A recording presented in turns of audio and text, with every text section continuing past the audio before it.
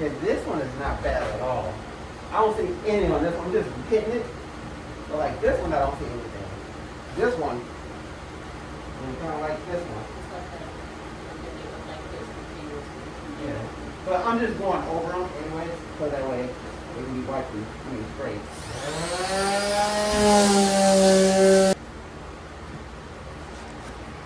So what we're doing is just sanding them down.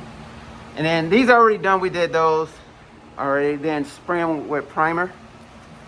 I may be a little muffled because I have the mask on. But like some of these are actually good. We don't see any signs of rust. You know, like these are good. I'm gonna still hit them anyways with the sander so we can prime them. But like just some of them, for instance, like if you look over here,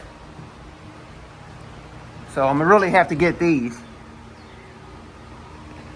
you know, and right here.